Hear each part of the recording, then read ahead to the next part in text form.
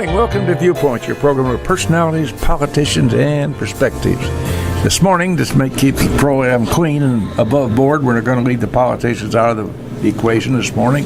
Personalities and perspectives this morning will be our emphasis. And both of you listeners out there will recall that we always try to start Viewpoint with a kudo or two. The other day, Lincoln College had a graduation. Nice that they were able to have a graduation ceremony that people could attend instead of a virtual situation.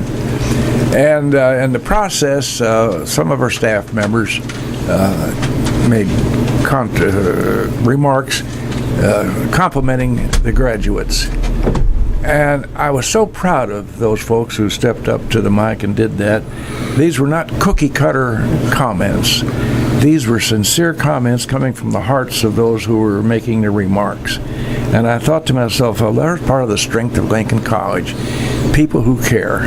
And these half dozen or so, and by the way, staff members as well as professors, got up and made some remarks of encouragement and sent the kids out on the street to look for a job, or maybe some of them had jobs, hopefully.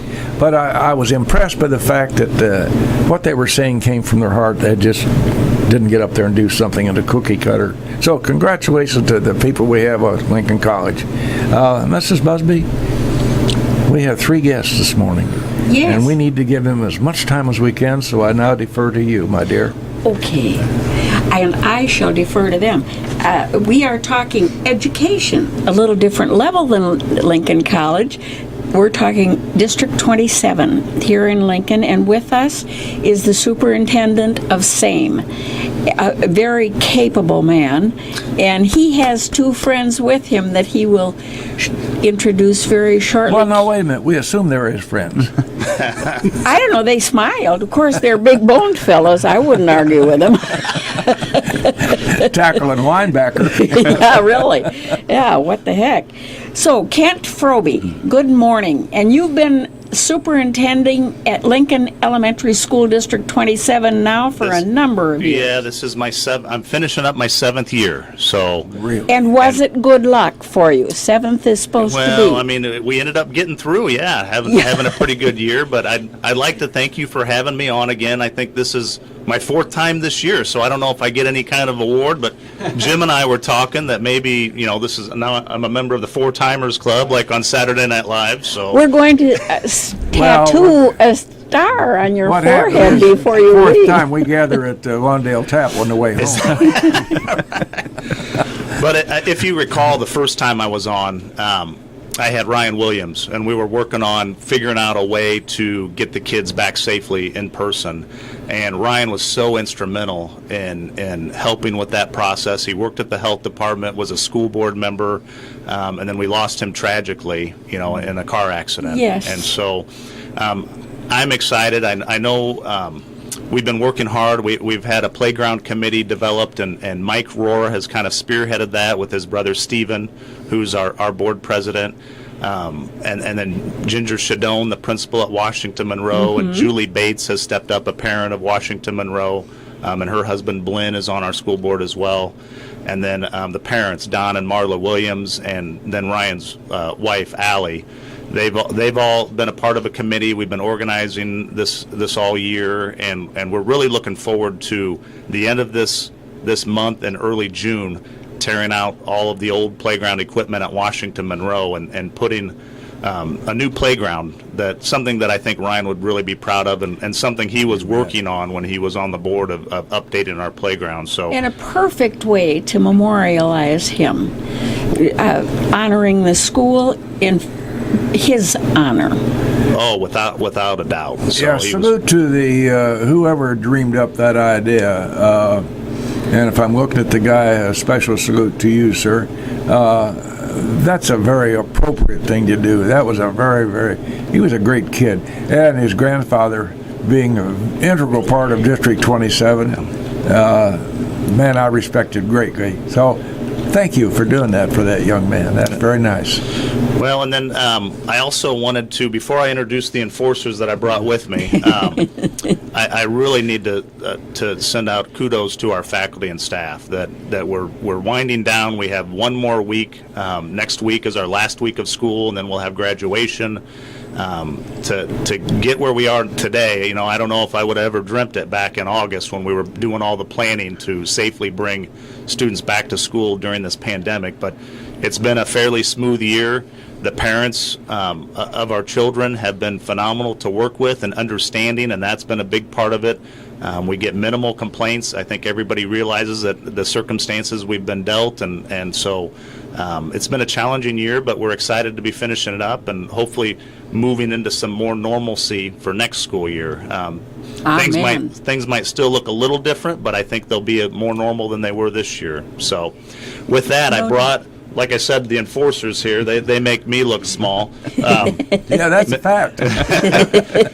Mike Workman, he's the principal of Lincoln Junior High, and he's going to talk a little bit about graduation and some of how the school year's gone. And then Brent Bainter, he's the assistant and athletic director, and he's been instrumental in getting athletics back to getting the kids back on the court and on the playing fields, and just helping them have some sense of a childhood that they were, instead of just coming to school and then going home and being isolated at home. So with that, I can turn it over to Mr. Workman. Okay, you go for it. This year, from the pandemic, everyone in the known world has been affected in one way or another. And of course, you're dealing with a pretty large group of people. That is true. It has been definitely unique. I mean, like I said, not unique to Lincoln, but just everywhere in the world, without question. And so I kind of want to say thank you for having me on here, but I never get a chance to say thank the gentleman to my right, which is Mr. Froebe. He's instrumental in doing a lot of the things for us and giving us the leadership throughout the district as well. And so he gives us the tools to be successful in the building. And so, like I said, we've just been excited. We just rolled with it this year. I mean, like I said, we've had to be flexible. The staff has done just outstanding. Our parents, I mean, the entire community. Do the kids balk at all when you tell them that we have to do this? They have been, I'll be honest, I've been in education 24 years. They have really surprised me with how awesome they've been. I mean, I honestly thought with junior high kids, with the mask wearing, just all the things that we were changing. I mean, we were changing so many things that they were doing, and I cannot be more proud of the students. I mean, I know that they've been just outstanding. Well, and junior high isn't exactly the easiest age. They're already trying to figure out who's on first. Yeah, absolutely. And that was my concern, obviously, in the building, because like I said, when I say it was completely different, it was completely different. I mean, we changed up their entire routines. I mean, like I said, and I think Brent can attest with me. Our staff has been amazing, but our kids have just rolled with it, and they, like I said, a very, very minimal issue with mask wear. I mean, just all the changes that they've done. I mean, they have been just, I couldn't a tribute to good leadership, I dare say, I would hope that we please. contribute a small part, but like I said, it was definitely a community effort, from the top all the way down to everybody in our district. I mean, like I said, we couldn't be more proud. Hallelujah, time is marching on. That's correct. Yeah. And now, Brent. Yes. You're the athletic director. Yes, I am. You hear on the news what a hit they've taken, because that's something that they figured, I guess, was superfluous or something, because they weren't going to practice. Right. Well, first of all, I'd like to thank you for being on here this morning, and I want to thank these two gentlemen to my right before I get into kind of how athletics have went this year, because without their leadership, a lot of this wouldn't have been possible. And I also want to, thank my parents, my coaches, my coaching staff have been great, and ultimately our athletes. It just went so smooth from where it all started back in August. On a Friday in August, we were told we weren't playing baseball and softball this year, and we just figured that was the start of not playing athletics at all. And on the next Friday, we were told that the season starts Monday, and you've got 3 days to organize practices, come up with schedules, that kind of stuff, and my coaches jumped right into action. The families were flexible, the kids were ready to go. Practice started on Monday, and then you had about 4 or 5 days to come up with a 15-game schedule that was different than the one that you had already planned on playing, where you had to stay within 30 miles or within your EMS region. And our kids were just ready to go, and everything went so smooth. So then we get done with, the outside sports, and you're figuring they're going to put the axe to the inside sports, and you're not going to play. And then all of a sudden they allowed us to play. We jumped right into volleyball. When did volleyball start? Volleyball Was it January? started about January. So it started about normal time for them. But normally in the past, girls basketball would have been preceding volleyball, and girls basketball hadn't been played yet, so then we still had to squeeze it in there with the boys basketball season after volleyball was over. And of course gym space and stuff like that becomes an issue, but not with our coaches and our people. They just work so well together. And so then after boys basketball, we went right into wrestling, and track is where we're at now. And finishing out the season, we've got about a week left of both, and then we'll be completed and done with the athletic season. Well, for playing fruit basket upset the whole time, Yes. you did a yeoman's Yeah, job. so, like I said, it couldn't be done without everyone working together, and that's just one thing I love about District 27 is you just got good people all around, and whenever you see a pitfall coming, it never seems to get there. People just work together and make the best out of everything. And so one thing we did do this year, as well as along with most people, is came up with a live stream, our YouTube channel. Yes. So that because when we started the seasons, we were only allowing one adult in, and then the guidelines were changing every 2 or 3 days as to how many people we could get in our gymnasium.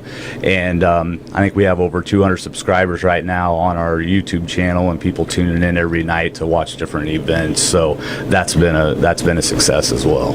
Judith, if our listeners haven't figured it out by now, they're kind of sleepy. It's pretty evident that we have with us this morning 3 gentlemen who are really important in the lives of our young people in school. Oh, my. And obviously, they've been doing a doggone good job in doing their job. So let's take our hats off. By the way, you mentioned something, and I thought that was very important. You thanked your parents. In these days of this pandemic and so forth, with youngsters virtual learning or learning at home on the computer and so forth, I think of youngsters who inevitably are going to fall through the cracks because parents' attitudes and or parents' ability. It's no fault. Well, their attitudes are fault, but if they don't have the ability at the computers, that's not the kid's fault. And so inevitably, we're going to have kids around this country who fall through the cracks, and it's just a shame. So we have 3 gentlemen here who are obviously well-oriented towards doing a doggone good job for the youngsters who they work with. Well, and to that, we're doing the best we can to try to make sure that we close that gap for learning loss. And so we're going to have a full-scale summer school program where the principals are working, and we haven't had a summer school program at the elementary for many years, but we're going to have a summer school program at Central. I know Mr. Workman is working on like a credit recovery program at the junior high where kids are going to have to come in throughout June to kind of make up the math and language arts that they maybe fell behind on. We're hiring interventionists for next school year to be able to pull 1 or 2 kids out at a time that maybe need some help with getting caught up a little bit. So we're going to do everything that we can to try to make sure that we help the kids out any way we can and really close that gap. So it's challenging. Don't get me wrong. This is a challenge that we've never faced before, but I think it's something that our staff will continue to work at. And to their credit, I mean, even though we were dealing with this and many of our students are not far behind. I mean, they were coming to school every day, and our teachers were continuing to educate and do whatever they can to make sure that even with a mask on and some of the new guidelines, that they were providing a top-notch education. And so I'm not overly concerned that we have a lot of kids that are way behind, but we definitely have more than in past years for sure. And Oh, so, sure. Right. Well, that's inevitable. Right. I mean, what do you expect?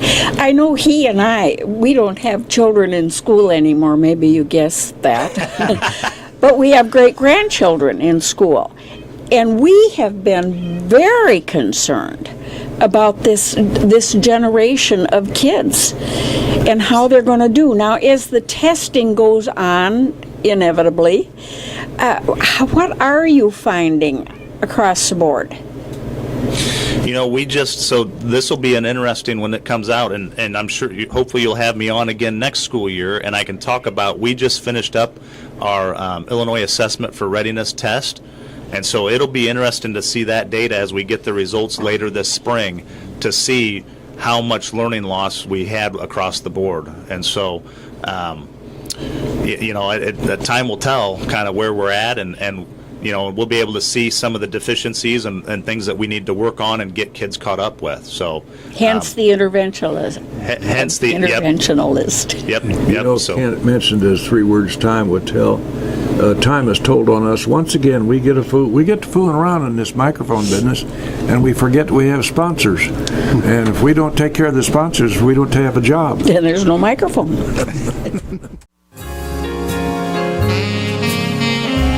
I can read anybody's writing. You're a better man than I. Well, right back live in the studio this morning. Program is Viewpoint each Wednesday morning, 08:15 to 0900 hours. Guest this morning, Mr. Froebe and Brent and Mike and Workman and Mr. Brent. Your name? Bainter. Well, you see, when you get to be an old feller, things just kind of go away on you. Hey, it's all right. I'll listen to anything. So we're pleased to have you gentlemen here. I think that I'm very safe in saying that the parents ought to be tickled to death to know that their kids have 3 gentlemen like we have as our guests this morning in charge of their education. I mean that seriously. I've served in education in several capacities down through the years, and I'd be delighted if I was served on a board that working with you gentlemen. Kent fills Les Plotner's shoes, and I say this with great certainty. He's filling some pretty good shoes. So we're happy to have you aboard, and I know Les approves of what you're up to there. Judith K., you go right ahead with your questioning, my dear. I have to defer to you because I forget you're sitting here next to me all the time. How quickly they forget. I'm kind of forgettable, actually. How quickly they forget. I'd like to talk a little bit about summer school. Okay. That affects all of you, doesn't it? Now, will you be having any athletic endeavors other than exercise? We won't. Actually, May 27th is our last wrestling meet, and at that time we'll be done with athletics until next July, the end of July, and then we'll get right back into softball and baseball. So there might be some summer teams that usually would use our field, but with our new construction that I'll let Mr. Froebe talk about, we won't be doing anything this summer at the junior high, but there will be maybe a couple camps for basketball and volleyball. Good. Other than that, athletics will be over on May 7th. And they will be announced. That's correct. Yes. That's correct.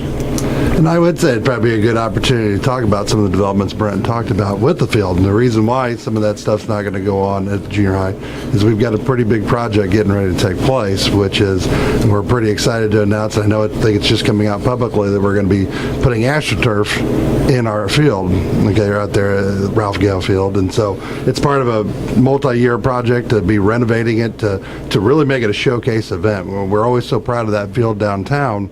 And like I said, if we put in dugouts, we put in new fencing. I mean, we've got plans for batting cages, just everything. And then the big one is to put in actually a whole artificial surface in the infield, which our kids, and not only our kids, but kids we're hoping around the community, draw people into the community to be able to use tournaments, whatever it can be. But we're really excited, and that project is moving quickly here this summer. And so that's why you won't see as much activity maybe on the field athletically, but you're going to see a lot of stuff taking place. Plenty of busy work, though, Correct. my goodness. Correct. Now, I'm sure that took a lot of researching.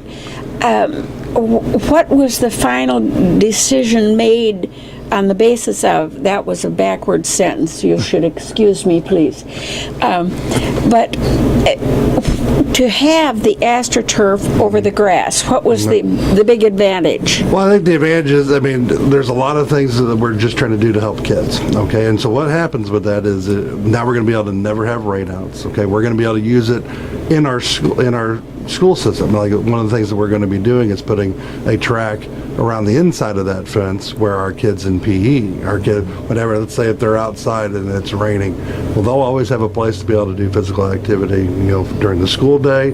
And so, but just when you add some of those factors together, and then the stars kind of aligned and some of the things that we're dealing with, and it just made sense. Like I said, this has been a project I've been looking into for years. I know it's been a dream of Mr. Froebe's to have it, because we worked together a long time, and things just aligned perfectly. And like I said, there's been one bright star, I guess, with all the craziness we've dealt with, was to be able to see this kind of vision start to come to fruition. So we're pretty excited, and I think it's going to be a great thing for our kids, our community, everything. So. Good. And summer school, let's talk about. Yeah, summer school, we're looking forward to starting that. And so Central will house the K through 5th grade students, and then the junior high will have the junior high 6th through 8th grade. And so that'll go through, the month of, a good part of June. Tied in with that, though, I also want to put a plug in. We're going to continue with our free summer meals program. So families can stop by Northwest, Central, or Washington Monroe every Monday, Wednesday, and Friday to pick up a lunch. And so they'll get a hot lunch on Monday, Wednesday, and Friday, and then a bagged lunch for Tuesday and Thursday that they can warm up in a microwave or an oven. So what a nice service. That's a very important thing. In this time, we kind of turn our heads and don't understand that there are families who, in fact, don't have access to good food, or good meals, I should say. And that's a big thing. Well, and if you recall, one time I think I had Chef Greg and Connie Crawley, our food service director, on the show last year. Connie continues, she's our food service director, she continues to do a phenomenal job. We're working to get her an assistant, some help, because we continue to scratch cook. Even through the pandemic, we were making everything, pattied hamburgers to, breading our own chicken strips, things that most schools just are not doing. We're trying to provide, that nutritional balance, breakfast and lunch for our students. And again, that wouldn't have been possible without ALMH, Dolan Dowpaws and Angie Stolzenberg really stepping up, and their board of directors out there that stepped up to help fund that, and we just want to continue seeing it through. We now provide the lunches for Zion Lutheran School, and next year we'll be providing the lunches and breakfast for New Holland Middletown. So we continue to grow, and so we're looking to get Connie a little bit of help, but we're excited to be able to offer free meals in the summer, kind of tied in with our summer school program. I think it benefits those families that could need a little additional help, and even those that don't. If you just want a free meal, we're willing to every day, Monday, Wednesday, and Friday, provide that for you. I hate to be so mercenary, but how in the world do you afford that? The federal government. They help you. That's one of the few places I don't mind the federal government sticking their nose in your business. Right. Seriously. Ronnie Reagan's famous remark, the worst comment you want to hear is, "I'm from the government and I'm here to help you." Which is exactly right in today's politics. But there's a place where you ought to be tickled to death that they're sticking their nose in your business, and so we'll doff our hats to them. It is one program that we greatly appreciate, and there's a need in Lincoln, and not just Lincoln, communities across Illinois and the country that really 648-5510.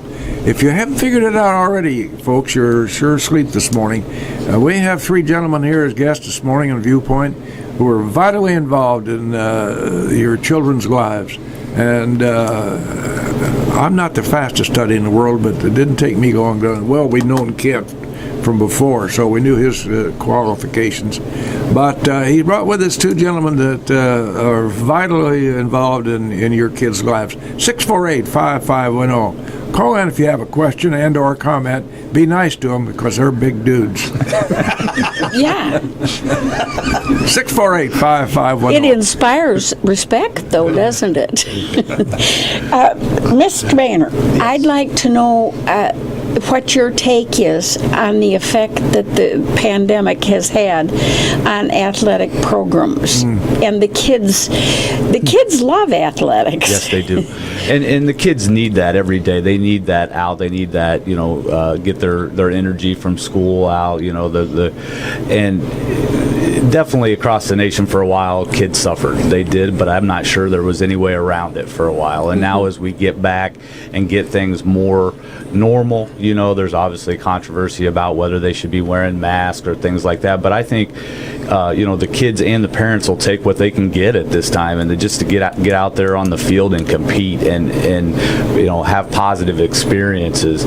I think that's what everyone's looking for, and it's trending that way right now to get back, a lot more to normal. Where I know with high school here at the end, they're getting some state series and stuff like that, so it's going to feel, normal to them. I know some of our kids at the junior high, we were just talking to them yesterday, were disappointed that Saturday is their sectional track meet, which is a big deal, and then they're like, and then it's over, and I'm sad about that, and I'm like, Yeah. and I'm sorry about that. I wish there was something we could do, but it's kind of anticlimactic, but it's better than what we thought they were going to have this year, so we'll take it.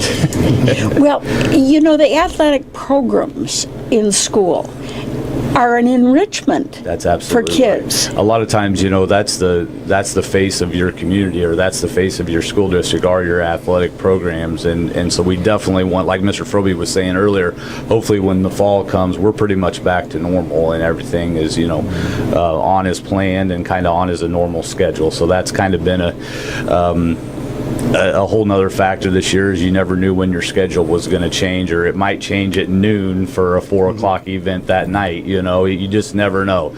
Somebody comes down with COVID and the game's canceled, and then you're trying to find a replacement, whatever. And we've been so fortunate, and that's another testament to all the people, is we've been so fortunate we haven't had any of those situations at Lincoln Junior High with our athletic programs this year, and I wouldn't have guessed that at the beginning of the year. I really wouldn't have, but that's just a testament to our coaches and enforcing protocols and being organized with everything they did. And the top priority obviously is to keep kids safe, and we've been doing that. When you look back 20 years from now on 2021, what do you think you're going to say to yourself? Well, it's definitely been one that's going to change the history books. I mean, I'll never forget the night where, when all this started, I was on my way to the Lincoln MacArthur game, and I remember saying to my wife, this might be the last Lincoln game we go to for a while, and she looked at me like, you're crazy. And I remember walking out of the gym, and the NBA had just shut down, and I looked at her and I said, I told you so. Yeah. And then, and here we sit today, after all that. But it's definitely going to be one to talk to your kids and your grandkids about, and after several years. Oh, I was just deferring to you because you're so important to me. Liar. I need you. Graduation. Talk about graduation this year. Yeah, graduation. That's almost at hand. Yes, it is, and lots of preparation. We're pretty excited. Like I said, kind of piggyback a little bit off what Brent said, as far as we didn't know what we were going to get. Okay, we didn't know. Part of this process has been we've gotten pretty good about making 2 and 3 plans for everything, like a normal plan versus an alternative plan, and so and we did that a lot this year. And so graduation was no different. I mean, it was one of the ones we wanted to wait. We had plans in place, and so we just kind of, with everything changing, you just kind of have to sit and wait. And so we were pretty excited once some of the protocols started changing. So we are very excited that the next Thursday we're going to be able to have an in-person graduation in our gym at LJHS for our families. Now there are going to be restrictions on indoor seating capacity, so they're going to be able to get 2 tickets, okay, things like that. But just the fact that I'm going to be able to be up there, we're all going to be up there, the board's going to be able to present these graduates and give them that life opportunity. I mean, those things that they're missing. Yes. So I'm just ecstatic that, like Brent had said, even with athletics, even from this side of it, just to get the opportunity for them to be able to have their names called and just have that moment for the parents. And walk to be able up to on take the their stage. pictures. We're pretty excited. So live, yep, and we've all also gotten real good at technology, which is the live streaming event. We'll be live streaming that as well. So I've put that information out. It's on our website, and so anyone that can't be there, okay, will be able to at least watch that event. And like I said, be a part of that significant event in those kids' lives. So we're pretty excited. Next Thursday at 3:00. Well, good for you. You know, somebody famous once said that plans are what you make while you're waiting for life to happen. I bet you that really is uppermost in your mind this year. I would agree. Well, they didn't take a course in juggling when they were matriculating in college. Yeah. And administrators, particularly in schools, have had to become jugglers because every day they go to work, there's a new ball in the air. Absolutely. And so those folks who work with this scheduling and rescheduling deserve a little extra credit, seriously. No, don't dead air, Judith. That's not allowed. Jim's laughing. He'd probably fire us. Oh, dear. Let's talk just for a second about this interventionalist and what the role is. You want to talk about the junior Sure. high interventionist? So basically what goes on is we are monitoring data all the time, okay? And so we get good indicators on where kids are at, okay, what they're doing, where their deficiencies are. And basically what these people will do is, part of my job is to sit there and create schedules. So like I said, that's a lot of things that go on behind the scenes that my own kids always ask me, what do you do at your job, Dad? And it's like, I would love for you to come sit and just watch the kind of what I call the big jigsaw puzzle, as Mr. Froebe has been a part of this as well, of just getting your classes to fit. Well, that ties into the interventionalists as well, okay, because we've got to find spots for them to work. We got to pull kids out of classrooms, okay, where we try to avoid any of those academic areas, okay, but we've got to be able to take them out of, let's say, for example, a PE class, okay, in order to sit there and have a person work with them and try and get them up, you basically catch their skills up, okay? And so you're doing that, but you're actually picking them all over the place. So you see kids, we try and schedule them so they're not all in one classroom, that they're moving and they're dispersed throughout the building, but that takes a lot of planning, preparation. There's a lot of people involved. I mean, Barb Coffey is someone that helps me directly at the junior high. I mean, she is part of our problem-solving team. My counselor, Mrs. Means, or Lindsay Means.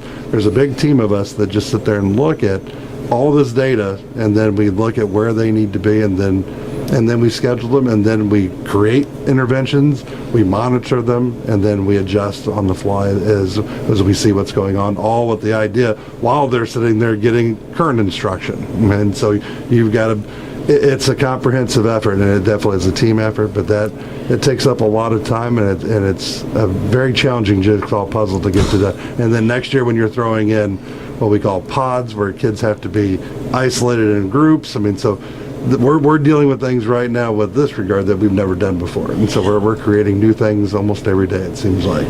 What's this isolated in groups business? Yeah, talk about your schedule Sure. a little bit and how you had to revamp So it. in junior high, I mean, a normal scale, we almost got to talk pre-COVID. Okay, the kids they're in classes, and then when the bells ring, they just go. Some kids go to math, some kids go to English, so wherever it is. Well, part of the restrictions that we had this year were they couldn't be out in hallways, they couldn't be by other students, and then when you're contact tracing, they can't just disperse everywhere, because we were trying to keep them safe, which means if they went like a normal schedule, then you would be exposing kids. If someone were unfortunately to come down with COVID or be exposed, then you're taking out lots of kids, which then impacts them academically, because they have to go home, they have to isolate.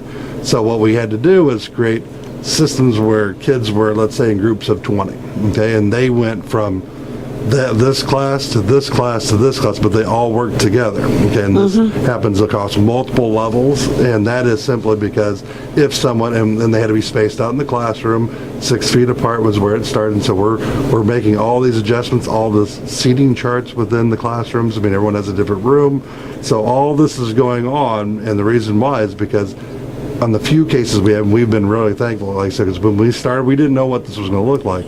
But we've only had a few cases this year, and we've been in person all year, okay, which is except for a 6-week period. And I know lots of schools that haven't been in that have dealt with a lot worse than we have, and I think that's a testament to a lot of this planning, okay, because what they have to do is then if one has something, if one gets exposed, then it's only a certain number of kids, and we try to minimize that as much as possible. But that doesn't just happen by accident. That's not a normal junior high type schedule. No. And so we've had to do lots of things. I've spent a lot of hours just getting this to where all of our routines, that's what part of that routine has changed. I mean, they're escorted from class to class. I mean, to make sure, because we're dealing with junior high kids. What a nightmare. Yeah, it's been a challenge. And speaking of contact tracing, we really need to thank our Logan County Health Department. They have stepped up in a tremendous way to help with that. Our school nurses and communications with them, I would say daily, but it's like 10 times a day, just constantly communicating with them. And so they also organized where we had the vaccination clinic for all of the Logan County faculty and staff to be able to come in February and get their Moderna shots. And so kudos to them for really stepping up and helping us out. And I know that they continue to work. The hospital's continuing to, they're going to be announcing, they're putting something together for 12 to 15-year-olds now to get the Pfizer vaccination. So our community leaders in the health field are really stepping up to keep as many people safe as possible and deserve a pat on the back for sure. So thank you for that. We've had Mr. Cabby up here. Don Cabby runs the show out there on 3rd Street, our health department, and I used to go in there and get my flu shots. Seamless. Just walk in the door and they take care of you and you're out of there in no time at all. And they're also good and they're also pleasant. So we do take our collective hats off to our health department out there on 3rd Street. Be nice to them. Say hi to them once in a while. Offer them a drink. They're overworked this year for sure. Sure, they are, seriously. Scheduling, Kent, how far out front do you have to work with working with your various schedules? Is there still such an organization, the Illinois Association of School Boards? Yes. Yep. You always used to enjoy those. So yeah, and they put together a conference every year up in Chicago, and unfortunately we weren't able to go this past year, but hopefully we'll be able to schedule that this summer. And that's the one perk, I think, of being on the school board is you get to go to Chicago to the workshop, to the conference, and it's a fun weekend in Chicago, a learning weekend for everybody. I always enjoyed those because I would pick whatever program I wanted to attend, and I came home a little smarter, not much, but a little smarter I was before I got on the train to go up. It's a good opportunity to hang out outside of a board meeting setting with your fellow board members. Correct. You bet. Very important. Yes. Yeah. So we didn't find any more. We didn't find any administrators that measure up to Les or Kent, but they're out there, I'm sure. Go ahead, Brent. I thought I had a glimmer there. we try hard not to allow dead air up here. Mrs. Busby, you were fomenting something in your mind. I could feel it. You could hear my little wheel turning, little dinky wheel. Now, as you look forward to the new year, graduation being at hand for this year, what dictates do you get and from whom? You don't have a whole lot of latitude, probably much less than you've had in past years. Yeah, ESA really dictates, talk about. So the guidelines come from IDPH, so we've got a lot of, and they're ever changing, and obviously the governor has a lot of influence in what guidelines are put out there. But then IDPH, we have to follow their guidelines, and then the IESA for athletics. And so pretty much we're at their mercy. So this summer we'll be coming up with 2 to 3 plans that we just have to wait. It'd be nice if we had a crystal ball and could say in August, here's where we're going to be, but I don't think that even they know, and so that's why it's always just last minute kind of planning. So we have to really be organized with 2 to 3 different sets of plans for the school year, for athletics, for just about everything to make the year run smooth. And then so when we do get those final guidelines of how the school is going to start, we can just throw into action one of our plans that we've established. So hopefully this will be a little bit smoother process than last year. Last year was last year was interesting, and really no summer off for any administrator across the state or country that we were meeting regularly and trying to formulate a plan to get kids in school. And and for all the school districts across Logan County, they deserve a pat on the back too. We all decided to be in person or provide that in-person education. We allowed remote if families so choose that they had underlying conditions and wanted to stay home and be remote. But we really did our students a service by having in-person education, and the teachers and the aides and the custodians all the way to the cooks. They jumped on board. There were minimal complaints, and they did what they had to do to educate kids in Logan County, where you hear about Unit 5s or Springfield 186s, or definitely up in Chicago where they were striking or threatening to strike, or holding out that they did not want to have kids in person for fear of the pandemic, and we really didn't have that. It was great to work with our union. It was on board with getting kids back, and that really helped the process out for sure. I'm glad to hear you say that you worked so well with your union, because I think you can't say that across the board, across the country. Correct. Not in bigger Correct. cities anyway. We're lucky. This is rural America, and it doesn't get much better than rural America. Really? Insofar as getting things done and having good thoughts about your fellow citizens. So we're lucky that way. Those folks, voices were Mary Whitehead up there, Mayor Whitehead or whatever her name is. Wow. She's put up with a lot up there, and those unions, and that'd be tough. I would be about 30 seconds at a table with those folks up there before I'd be out of there. Gentlemen, we appreciate very much your being with us. Kent Froebe, Mike Workman, and Brent. All right. He's your one regular listener, too. We really appreciate your taking your time this morning. Folks, our kids are in great hands with these administrators, so we appreciate you being with us. Thank you very, very much. Thank you.